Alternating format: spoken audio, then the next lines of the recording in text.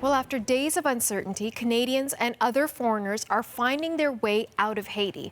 They're being taken by helicopter from remote parts of the country to the airport in the capital of Port-au-Prince. Now, until now, they'd been cut off by roadblocks and anti-government rioting. Riot police are in the streets trying to end the looting that's been going on for days. The protesters want Haiti's president and the prime minister to resign.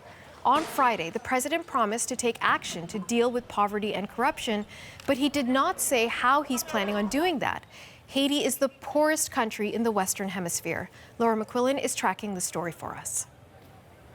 What we've heard so far today is that 8 Canadians have actually flown out of Haiti today. Earlier this morning, they are part of a group of 24 missionaries from Alberta who chartered their own helicopter to get to the airport past that looting, those riots, those protests that have been taking place on highways and streets. This is the group boarding a helicopter there, and they're doing it in 4 separate groups. The last trip that helicopter is making is underway now, so they're all heading to the airport, hoping to fly out today. Separately, 113 Canadian travellers here on this helicopter and others at this resort are also flying to the airport, finally leaving the country. We expect to see them land back in Montreal later today on an Air Transat flight.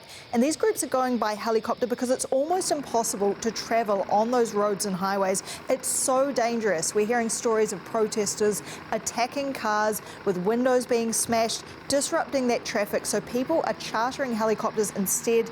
Other Canadians say they're planning to do the same thing next week to get themselves out of the country, but things have been made a little more difficult for those travellers because Canada's embassy closed earlier in the week because of the unrest. So that's left people without a contact on the ground to keep understanding exactly what is going on there, but it looks like things are really moving now, Natasha.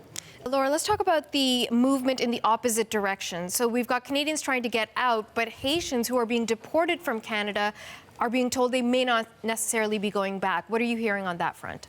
That's right. So deportations from Canada to Haiti have been put on hold until that unrest stops. Canada does not want to send people back to an unsafe situation. So there is a moratorium in place for now. Separately, for other travellers, for Canadians who might be thinking of heading there, well, the government, Ottawa, is saying do not travel to Haiti. The situation could deteriorate even more than what you're seeing right here.